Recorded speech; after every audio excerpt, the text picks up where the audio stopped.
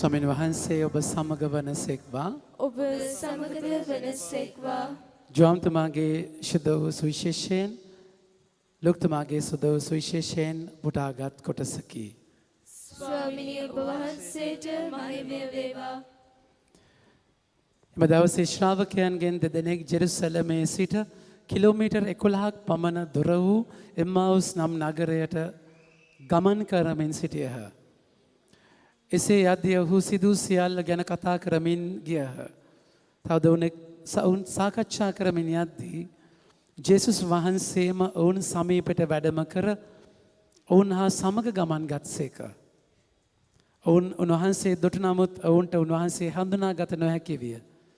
උන්වහන්සේ ඔවුන්ට කතා කොට මේ ඔබ තර්ක කරමින් යන්නේ කුමන කාරණාවක් ගැනද යසුසේක. ඔහු දුක්මුසු මුහුණෙන් යුක්තව නතර වූහ.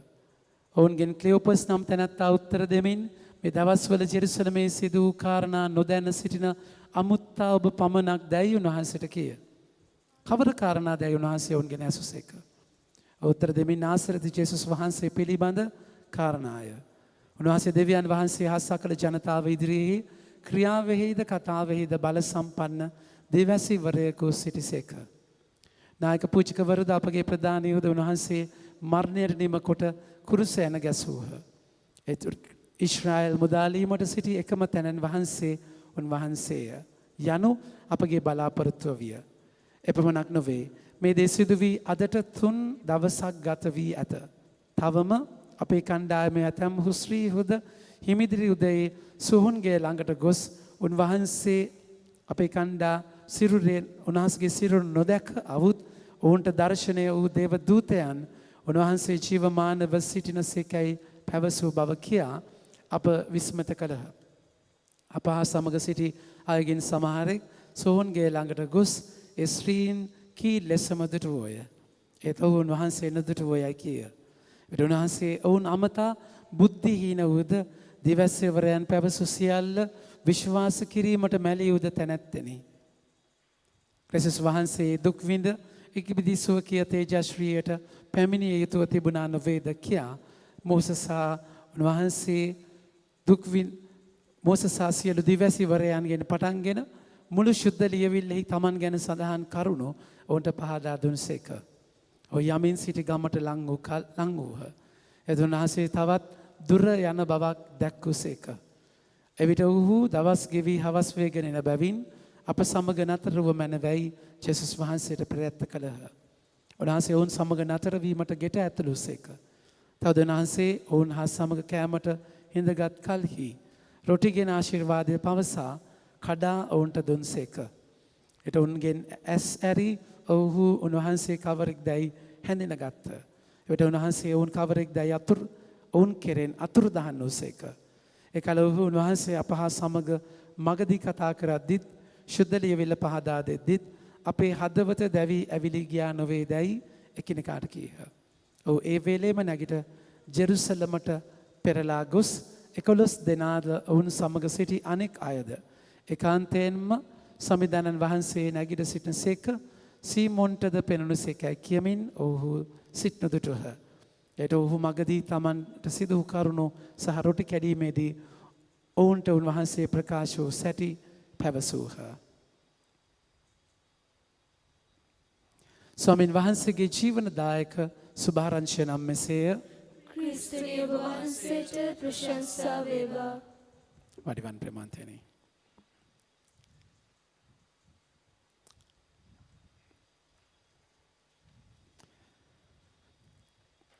මගේ ආදර ප්‍රමාන්තයනි අපි පෙන්තකොස්ත අත්දැකීමටයි සූදානම් වෙන්නේ.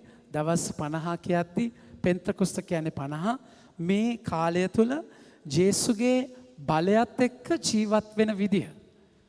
ඒ කියන්නේ උත්තාන වෙච්ච ස්වාමින් වහන්සේගේ බලයත් එක්ක ජීවත් වෙනවා කියන්නේ වෙනම අත්දැකීමක්.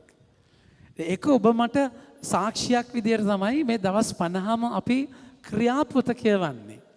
ක්‍රියාපොත ඇතුලේ ස්වාමින් වහන්සේ උත්තාන වෙච්ච සංඝය ජේසුගේ දැන් ජේසුත් එක්ක හිටපු ගෝලයෝ එයාලා රණ්ඩු කරගත්තේ කවුද නායකයා කියලා හිතාගත්තා. පොර කෑවා, ජේසුව දාලා දිව්වා. මේ හොරකම් කරා, ඉරිසියා කරා, කුලල් කාගත්තා. දැන් මේ ගෝලයන්ටම ශුද්ධාත්මයන්ව හම්බ වුණයින් පස්සේ එයාලගේ ජීවිතේ වෙච්ච දෙයක් තිබුණා. ඇත්තටම මගේ ප්‍රමාන්තනේ ඔබට මට හලෙලූයා කියලා කියන්න පුළුවන් වෙන්නේ ඒ උත්ථානයේ බලයත් එක්ක ජීවත් වෙන විදියක්. ඒ කියන්නේ ඔබගේ ඒ U-turn එක අරගෙන ජීවත් වෙන ස්වභාවයක්. ඉතින් මේක ඊතර වෙච්ච අත්දැකීමකට යන්නම වෙනවා. ඉතින් අපි මේ සූදානම් වෙන්නේ මතක තියාගන්න අපිට මේවා දවස් වලට සීමා කරන්න පුළුවන් අත්දැකීම් නෙමෙයි. දැන් උත්ථාන වෙලා ඉවරයි ජේසු. ඉරිදා උත්ථාන වුණා. දැන් ඉතින් අපි ඉන්නවා. නැද්ද? ආයිත් මහා සිකුරාදා ඊළඟ අවුරුද්ද එනවා. නැද්ද? ඊට පස්සේ වෙනකන් ඊතර නෑ මේක දවස් වලට සීමා කරාට මේක අත්දැකීමක් ඔබගේ මගේ ජීවිතයේ හැම වෙලාවෙම අත්දකින්නට ඕනේ. හැම සිද්ධියකම අත්දකින්නට ඕනේ. ඔබ ඊතර වෙන්නට ඕනේ. ඒ කියන්නේ ජීවිතේ ඔබට දැනෙන්නට ඕනේ ඔබට බලයක් තියෙනවා. ජීවිතේ සිද්ධි වලට මුහුණ දෙන්න. ඔබට බලයක් තියෙනවා සිද්ධි වලට මුහුණ දෙනවා කියන එකේ බලයක් අත්දැකීමක්. ඉතින් එකෙන් අදහස් කරන්නේ ඔබගේ මගේ දුබලකම් ඔක්කොම ඉවරයි කියන එක මගේ ප්‍රමාණය. නෑ. හැබැයි ඒකට අවදි වෙලා ඒ තුල බලයක් එක්ක ජීවත් වෙන විදිය. දැන් ඊයේ පෙරේදා අපි අයිති කරගත්තේ පේදුරුතුමාගේ දේශනාව. ඒ දේශනාවෙන් අපි දැක්ක 3000ක් හැරෙනවා. තේරුණාද කියන්නේ? ඔබ පේදුරුතුමාගේ වචන මොනවද? පේදුරුතුමා කතා කරපු වචන මොනවද බයිබලයේ තියෙන්නේ? තේරුණාද? පේදුරුතුමා කතා කරලා කිව්වා ඔන්න දෙවනාසගේ අනුවාස ඇවිල්ලා පේදුරුතුමා මතෙව් 16 කතා කරලා කිව්වා ඔබ ක්‍රිස්තුවරයානෝ ජේසුස් කිව්වා මේක ඔබ නෙමෙයි කිව්වේ පේදුරු මගේ තාත්තාගේ අනාවරණයක් තමයි ලැබුණේ භාග්‍යවන්තයි ඔබ මත මගේ සභාව ගොඩනගනවා.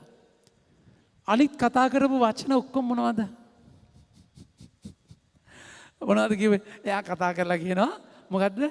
ඊට අච්චර භාග්‍යවන්ත වචනයක් කියලා 23 වෙනි වගන්තියේ කතා කර 22 වෙනි වගන්තියේ ජේසුව පැත්තකට අරගෙන ගිහිල්ලා කියනවා තරවටු කරලා ස්වාමිනේ එය දුරින්ම දුර වේවා එවන්නක් ඔබට කවදාවත් සිදු නොවේවා කියලා කුරුසිය ප්‍රතික්ෂේප කරනවා. අනා ගන්නවා. ඊට පස්සේ බලන්න මාර්ක්තුමාගේ 34 වෙනි වගන්තියේ ජේසු යාඥා කර ඉන්නවා තනිකර හිරුදාවට බොහෝ කලින් ජේසු යාඥා කර ඉන්න තැනදී මගේ ආදර ප්‍රමාණතේනේ මාර්ක් 1:36 වෙනි වගන්තිය ගන්න. දැන් ජේසු 35 ඉඳන් ගමුකෝ උන්වහන්සේ හිරුදාවට බොහෝ කලින් උන්වහන්සේ අවදිව හුදකලා තැනකට ගොස් එහි යාඥා කළසේක සීමොන් සහෝගේ සහායකයෝ උන්වහන්සේ සොයා ගොස් සම්මුඛයේ හැමදෙනම ඔබ සොයසී පැවසුව යාඥාව ඩිස්ටර්බ් කරලා අන්න හැමෝම ඉන්නවා පේදුරුතුමාගේ ගෙදරනේ නැන්දම්මව සුව කරලානේ දැන් කට්ටිය ඉන්නේ ජේසු කියනවා නෑ අපි මෙතන ඉන්නේ නෑ අපි වෙන තැන් වලට යනවා. ඊට පස්සේ පේදුරුතුමා මොකද්ද? ගිනි තපින තැන මොනවද කිව්වේ? 3 පාරක් ජේසුව දන්නේ නැහැ කියලා කිව්වා. ඊට පස්සේ ජේසුට කිව්වේ අනිත් අය වගේ නන් නෙමෙයි ස්වාමීනි මන් නම් පාවා දෙන්නේ නැහැ. ජේසුගෙන් අහනවා ස්වාමීනි එක්ක සමාව දෙන්න ගෝලියෝ කියන්නේ 3 පාරයි 7 පාරක් සමාව දුන්නොත් ඇතිද? ඒකත් අනා ගන්නවා. ජේසු කියනවා 7 නෙමෙයි 7 70ක් සමාව දෙනවා. ඒකත් කොක් කියලා යනවා. එක සාර්ථක වචනයක් එක සාර්ථක වචනයක් පේදුරුගේ කටින් ආවේ නැහැ. හැබැයි අපේ නායකයා උන්වහන්සේ කියනවා ඔබ පර්වතයක් ඔබ පිට මගේ සභාව ගොඩනගනවා. ශුද්ධාත්මයන්ව ඇවිල්ලා ඒ චරිතය බලගතු කරයින් පස්සේ පළවෙනි දේශනාවේ 3000 කැරෙනවා දෙවෙනි දේශනාවේ 5000 කැරෙනවා.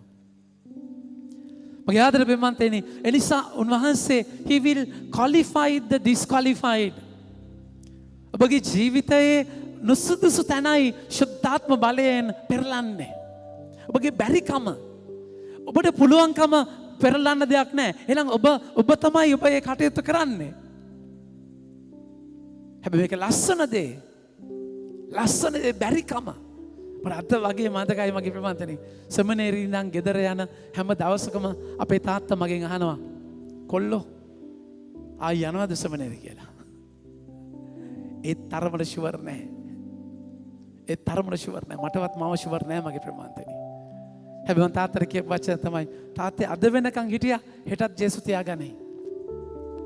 ඒ කියන්නේ මේක එකයි පවුලතුමා කතා කරලා කියන්නේ පිලිප්පි 4:13 රහසක් තියෙනවා.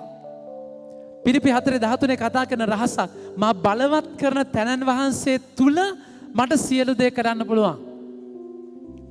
ඒක උන්වහන්සේ ජුවම් 5:15 කතා කරලා කියන්නේ 15:5 කතා කරලා කියන්නේ අත්ත මිදිවැලට සම්බන්ධ වෙනවා වගේ.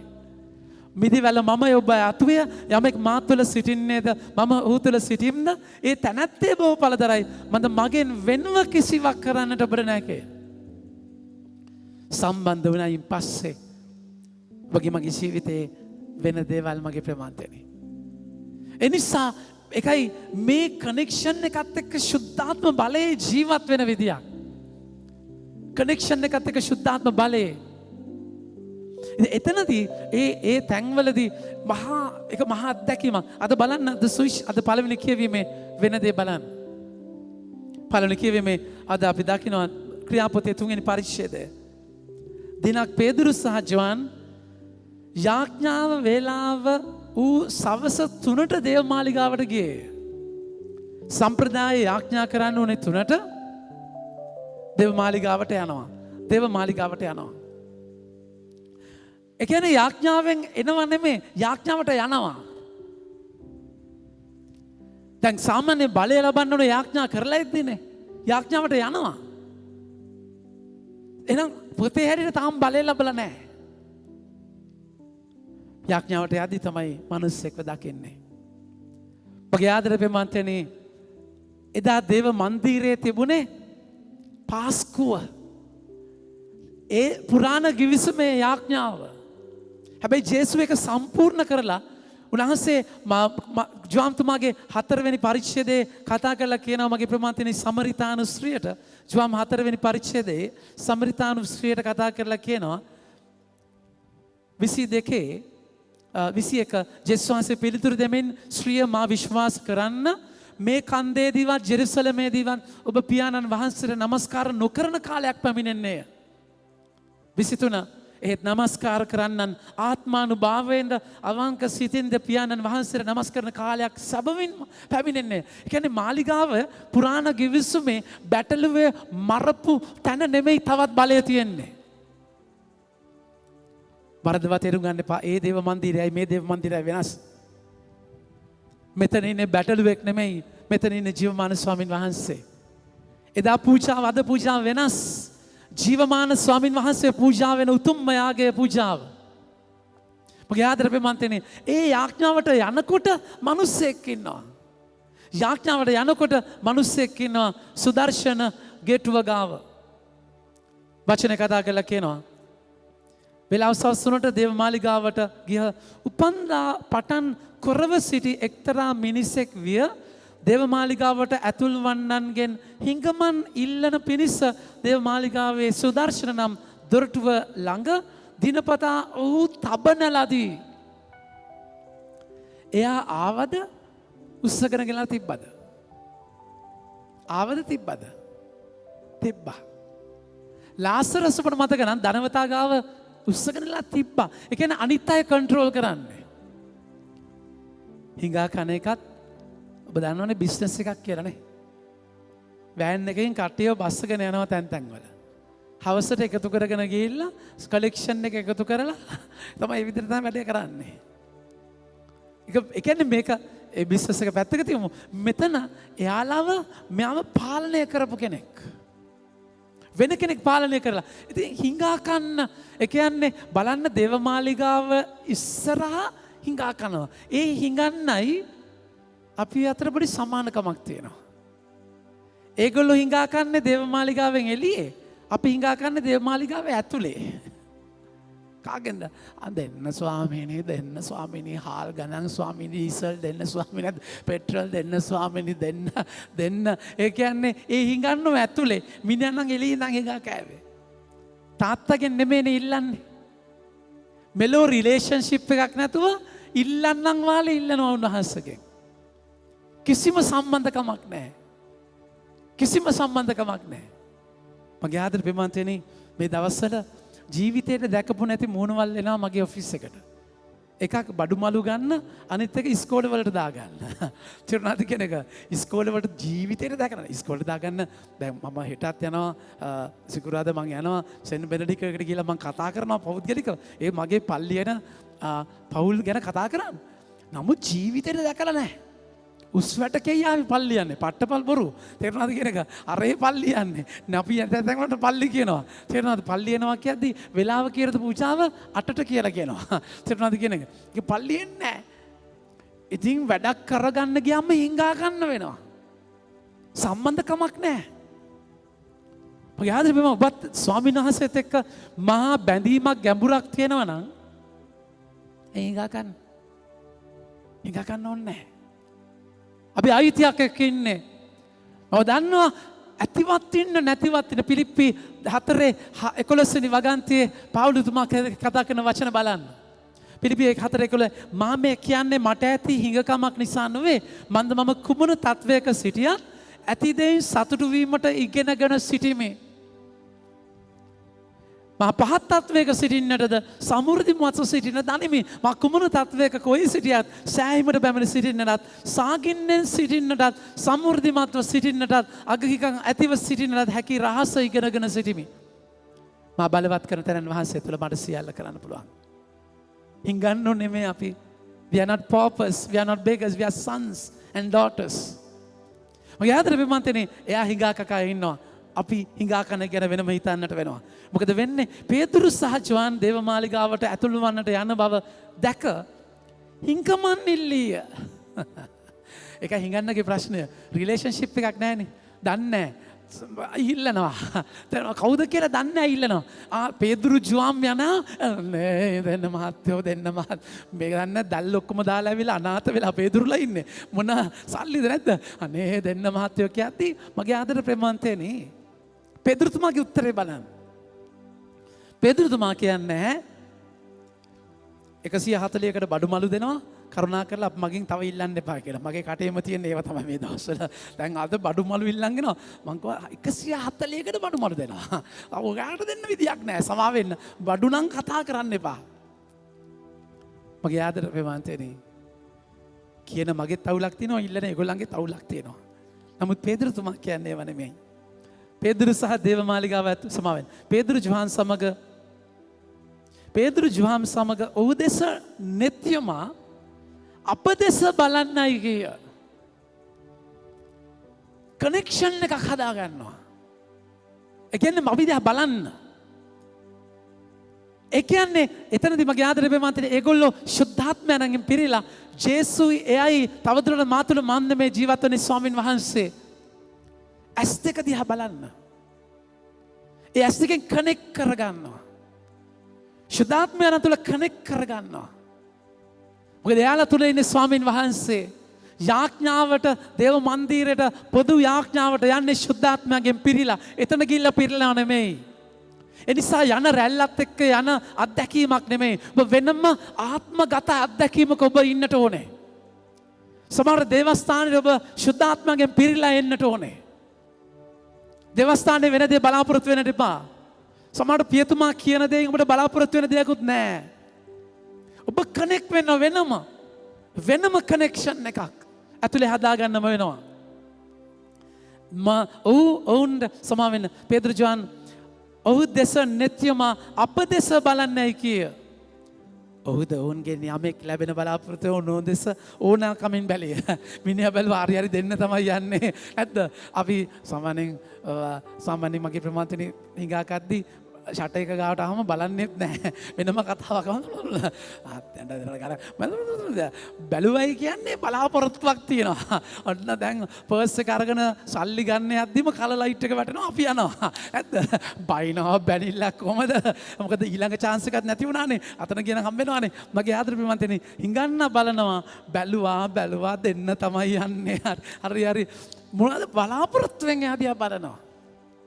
හැබැයි බලාපොරොත්තු වෙන දෙයක් උන්වහන්සේ කතා කළා කියන පේදුරු කතා කළා කියනවා. එවිට පේදුරු රන්වත් රිදීවත් මට නැත.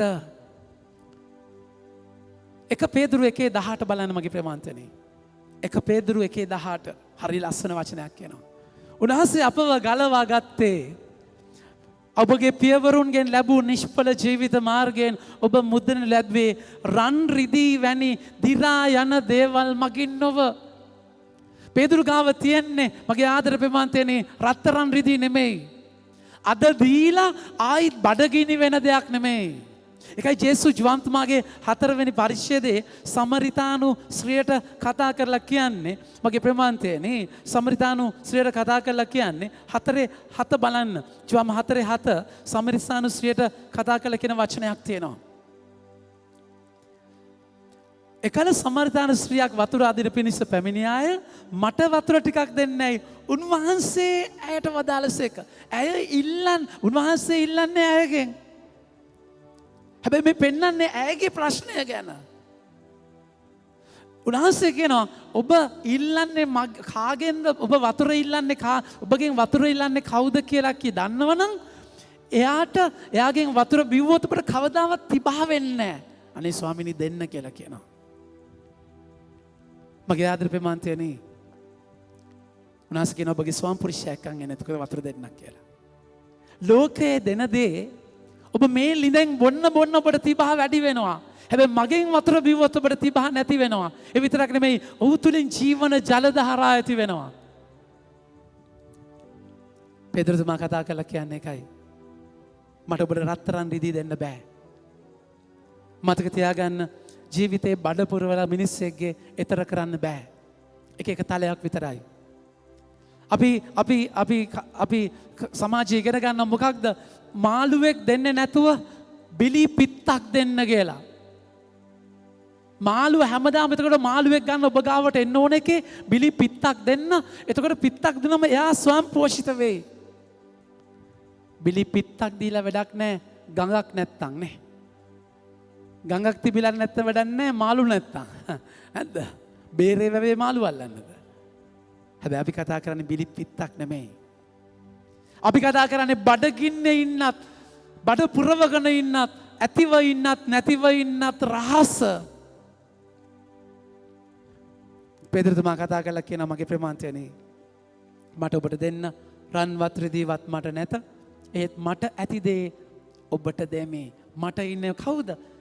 නාසරතු ජේසුස් ක්‍රිස්තුස් වහන්සේගේ නාමයෙන් ඇවිදින්නයි කිය. මට දෙන අදහැල්ල මගේ ආදර අම්මේ තාත්තා ඔබගේ දරුවට දෙන්න තියෙන ඔබට මොකක්ද? ඒවා ඉල්ලන ෆෝන් එක ඉල්ලන ටැබ් එක දීලා වැඩක් නැහැ. ඔබට කියන්න පුළුවන්ද පුතේ මට ඉන්නේ මගේ ජේසුගේ අත්දැකීම. මට තියෙන්නේ මගේ එක්ස්පීරියන්ස් එක. මට තියෙන අත්දැකීම. ඔබට එහෙම අත්දැකීමක් තියනවද? ඔබ මම ජීවත් වෙන්නේ හිඟන්නෝ වගේ. ඔබ මම හිඟන්නෝ. කොහොමද දෙන්නේ? මට තියෙන අපි ගොඩාක් වෙලාවට දෙන දේ මනින්නේ සමාජය මිම්මෙන්. අපි ගොඩාක් වෙලා අපිව දෙන්න හදනවා. අපිව දීලා උත්තර දෙන්න බෑ. ඔබව දීලා පොඩි දුරක් අරගෙන යයි. ඔබව දීලා අනාථ කරන්න එපා. ඔබ තරම් කැඩිච්ච අපි තරම් කැඩිච්ච බිදිච්ච මිනිස්සු නැහැ. අපි උත්තර කරලා අනිත් අයගේ ජීවිතවල අනාථ කරන්න එපා. මම නෙමෙයි උත්තරය. ඒක ජෝම්තුමාගේ 3 වෙනි පරිච්ඡේදයේ උන්වහන්සේ පැහැදිලිවම කතා කරලා කියන්නේ 29 වෙනි වගන්තිය.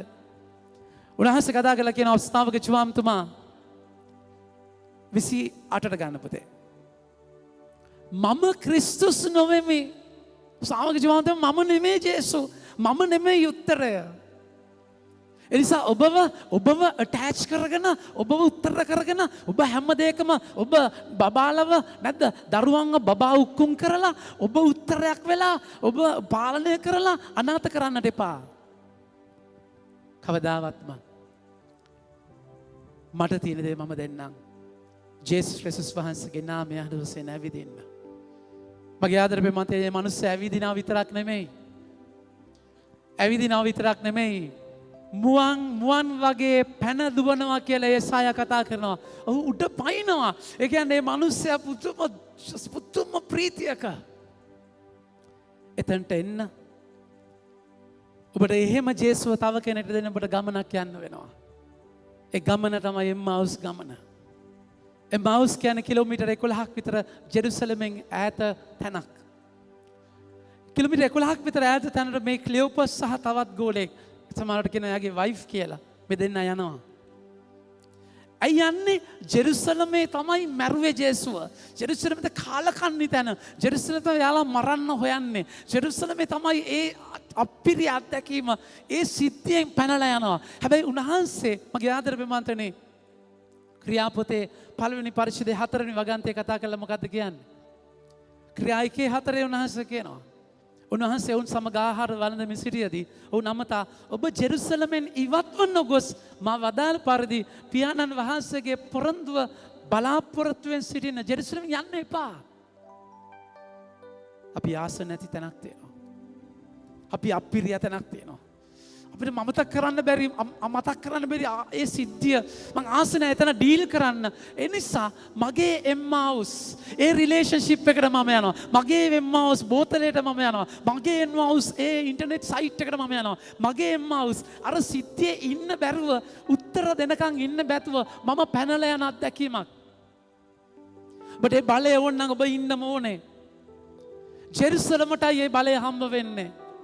ඔබගේ තුවාල වෙච්ච තැන, ඔබට ජේසුත් එක්ක ඩීල් කරන්න යන තැන, හග්ගායිලත් එක්ක දරුවෝ හදාගෙන අනාථ වෙන්න එපා.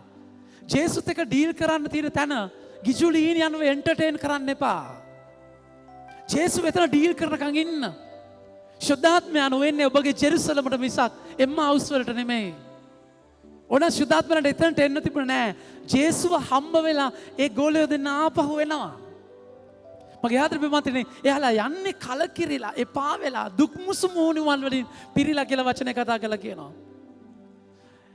එතකොට ජේසු එයාලත් එක්ක එනවා. වචනේ බලන්න 17. උන්වහන්සේ ඔවුන්ට කතා කොට මේ ඔබ තර්ක කරන්න යන්නේ කුමන කාරණා ගැනද ඇසුව. දුක් මුසු මෝහුණෙන් යුක්තව නතරව කියන්නේ කලකිරිලා තර්ක කරන ආගියුමන්ට්ස් මොකද්ද කරන්නේ බලාපොරොත්තු කැඩිලා නන්නත්තර වෙලා එම්මාවුස් වලට යනවා. මගේ ආදර බෙමන්තනේ ජේසු අතාරින්නේ නැහැ. ජේසු එයාලත් එක්ක ගමන යනවා. එයාලත් එක්ක ගමන යනවා හැබැයි අඳුරන්නේ නැහැ. ඊට පස්සේ ජේසු මොකද කරන්නේ? එයාලට තේරුම් කරන දෙයක් තියෙනවා.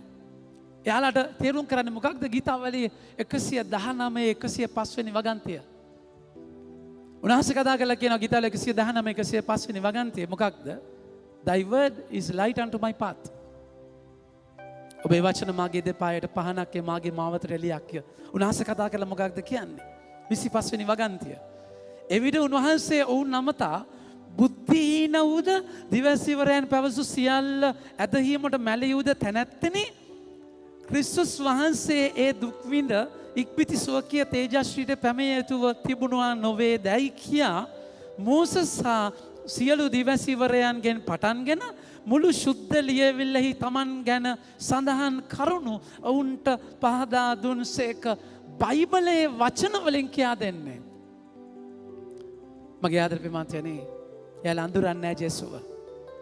මොකද අපේ රාමුවල අපි අසරණ වෙලා මට අපි බලාපොරොත්තු වුණේ නැත්ද 21 කතා කරලා කියනවා ඒත් ඊශ්‍රායල් මුදාලීමට සිටි එකම තැනන් වහන්සේ උන්වහන්සේ යනු අපගේ බලාපොරොත්තුව. දැන් අර රාමුව කැඩිලා නාමන් හිතුවා එලිෂා ඇවිල්ලා කුෂ්ඨය මත අත තියලා සුව කරයි කියලා. මට ඕන උනේ එමෙම මරිය මද්දලේනා ගේට් දොර ගාව හිටුවා මට මගේ ස්වාමින් වහන්සේ ඕනේ. ජේසු කතා කරද්දී උයන් ගොව්වා කියලා හිතලා මට මගේ ස්වාමින් වහන්සේ ඕනෙමයි කියලා කියන්නේ. සමහරවිට අපිට ඕනේ අපේ උත්තරය උන්වහන්සේ කියන දේ අහන්න ලෑස්ති නැහැ. මගේ ආදර බෙමන්තනේ හැබැයි උන්වහන්සේ හරි පුදුම දෙයක් කරනවා. 28 ඔහු යමින් සිටි ගමට ලං වූහ. ඒත් උන්වහන්සේ තව දුර යන බව දැක්වූසේක. හරියට පෙන්නනවා එයාලා වින්දා නෙමේ ආවේ මම යනවා ඈතට. ජේසු හැමමයි අර කුණාටුව මැද ඇවිදගෙන ඇද්දි ගෝලයන්ව පසු කරලා යනවා කියලා පෙන්නනවා. පිනිසිය කාන්තාවට උත්තර දෙන්න නැතුව රස්තියාදු කරනවා. දරුවන්ගේ කෑම බල්ලන්ට දාන්නේ නැහැ කියලා. ජේසුස් දේවම්මට මොකද්ද කියන්නේ? කනනුවර. කියන ඔබත් මාත් මේ ගැන කරදරවන්නේ කුමකටද? මගේ මොහොත තාම පැමිණ නැහැ කියලා. උන්වහන්සේ චුට්ටක් ගණන් උස්සන වෙලාවේ අතාරින්න එපා. පෙරැත්ත කරන්න. බල කරලා තියාගන්න. උන්වහන්සේ අහක බලාගෙන හිටියා කියලා අතාරින්න එපා. එල්ලිලම ඉන්න. උත්තර දෙනකන් නැගිටින්න එපා. ඔබගේ උත්තරය නෙමෙයි නම් උන්වහන්සේගේ උත්තරයක් ඔබට ලැබෙන්නට ඕනේ. මොකද කරන්නේ? එවිට ඔහු දවස ගෙවි හවස් වේගෙන එන බැවින් අප සමග නතර වූ මැනවයි උන්වහන්සේට පෙරැත්ත කළ. මගේ ආදර පින්වත්නි, ඒගොල්ලෝ ගෙදර ඇවිල්ලා ඉවරයි. ජේසු යන්නේ ඉස්සරහට. ජේසු කියලා දන්නේ නැහැ මේ අමුත්තෙක්. එයාලා කියනවා ඉන්න ස්වාමීනි කියලා පෙරැත්ත කරනවා. එහෙම පෙරැත්ත කරන්න ඕනේ නෑනේ. ජේසුනේ කියන්නේ අනේ මට සමාව වෙන්න මට බඩ ඉන්න දෙන්න මම තලුවේ කලුවරේ යන්න ඕනේ. නෑ. එයාලා පෙරැත්ත කරන්නේ ජේසුට ඉන්න කියලා. ඇයි? දවස ගෙවි හවස් වෙලා තියෙන එයාලගේ ජීවිතවල. කලුවර වැටලා තියෙන එයාලගේ ජීවිත. ජේසුව තියාගන්න. ඒ වචනය තුල ඉන්න. පෙරැත්ත කරලා තියාගන්න මගේ ප්‍රේමාන්තේනි. ඔබව ඊතර කරන අත්දැකීමට අවසාන කරමු. උන්වහන්සේ මොකද වෙන්නේ? තවද උන්වහන්සේ වුණා සමග කෑමට හිඳගත් කලී රොටිගෙන ආශිර්වාදය පවසා කඩා ඔවුන්ට දුන්සේක. එවිට ඔවුන්ගේ ඇස් ඇරි ඔවුන් වහන්සේ කවරෙක්ද හැඳින ගත්තා. රොටි අරගෙන කඩපු ගමම්ම කඩන අත්දැකීමේදී ජේසු අඳුර ගන්නවා. රැගෙන තුතිපදා කඩද්දී උන්වහන්සේ ඔබ අඳුරගන්නේ ඔබව බිඳෙන තැනයි. ඔබ කැඩෙන තැනයි. කැඩෙන ලෝකයේ තුල කැඩෙන තැන නෙමෙයි. ඔබ උන්වහන්සේගේ අතේ කැඩෙද්දී. ඔබගේ කැඩීම උන්වහන්සේගේ අතේ අඳුරද්දී. ඔබ ජේසුත් එක්ක අයිඩෙන්ටිෆයි කරද්දී ඔබ උන්වහන්සේ අඳුර ගන්නවා මගේ ප්‍රමාන්තයනේ. මොකද වෙන්නේ? එවිට උන්වහන්සේ ඔවුන් කෙරෙන් අතුරු දහන් වූ සේක. ජේසු පූප කඩද්දී එතන නැති වෙලා යනවා. එයාලට පේන්නේ සප්‍රසාද වහන්සේ විතරයි. පූප තියෙනවා, ජේසු නැති වෙනවා. ඒ නැතිවෙච්ච ජේසු තමයි අදත් සප්‍රසාද වහන්සේ ගාව ඉන්නේ. එනිසා මගේ ආදර ප්‍රමාන්තනේ අපේ ජීවිත කැඩෙනු බිඳෙනු ජීවිත මේ පූජාවට අරගෙන ඇවිල්ලා ජෙරුසලමෙන් පැනලා ගිය එම්මාවුස් වලට යන ජීවිත තරන්න බැරි කලකිරිච්ච ජීවිත මේ පූජාවට අරගෙන ඇවිල්ලා මෙතන පූජාවේ රොටි කඩන්නේ පියතුමා නෙමෙයි. මේ මාගේ ශරීරය කියන්නේ ජේසු. මේ මම දයාවරණයක් අස්සට ඇවිල්ලා තියෙන්නේ. මම ජේසුගේ පූජාවේ ඔබගේ පඳුරු පොඩද්දී ඔබගේ ජීවිතය පුදද්දී උන්වහන්සේ එක කඩද්දී ඔබ අඳුර ගන්න ස්වාමින් වහන්සේ ඔබගේ සිද්ධිය ඇතුලේ ශුද්ධාත්මයන් තුළ පෙරලෙලා මහා අත්දැකීමක පෙදරතුමාගේ බලය පෙදරතුමා ආත්මයන් තුළ බලගත් ලෙස ජීවත් වුණාසේ මට රත්තරන් වලට රිදී වලට ඩොලර් වලට දෙන්න බැරි උත්තරයක් උන්වහන්සේ ගාව තියෙන බව දැනගන්න. ඒ නිසා මොන රට මොන අගාධයක ඩීසල් වලට පෙට්‍රල් වලට පිටි වලට දෙන්න බැරි මේ අරම අරගල අහේනියක් ඇතුලේ මේ ද්‍රව්‍ය වලට දෙන්න බැරි උත්තරයක් උන්වහන්සේ ගාව තියෙනවා. ඒ නිසා උත්තර දෙන්න ඩොලර් වලින් නෙමෙයි, උත්තර දෙන්න රත්තරන් වලින් රිදී වලින් නෙමෙයි, උත්තර දෙන්න ජේසුගේ වචනේ බලයෙන්. ඒ නිසා ඔබගේ උඩුමහල් මැදුරේ ජේසුව අයිති කරගෙන සිද්ධි වලට බහින්න. ඔබගේ ජීවිතයේ අත්දැකීම් වල ලෝකයේත් එක්ක හිඟා කන මිනිසුන්ට ජේසුව දෙන්න බිලිපිත්තක් නෙමෙයි, මාළුවෙක් නෙමෙයි, ජේසුට අග හිඟකම් අස්සේ ජීවත් වෙන්න බලය දෙන්න. ඒ බලය ඔබ විඳින්න අධිකාරී බලයක් එක ජීවත් වෙන්න. ලෝකයේ මනින මෙම්මෙන් මනින් නැතුව, ද්‍රව්‍ය වලින් වටිනාකම තක්සේරු කරන්නේ නැතුව, ජේසුගේ වචනය තුළ බැඳීම කනෙක්ෂන් එකෙන් ජීවිතේ බලයක් දකින්න වරම් ඉල්ලලා අපි මෙයාගේ තුළ යාඥා කරමු. පඬු පිදීම.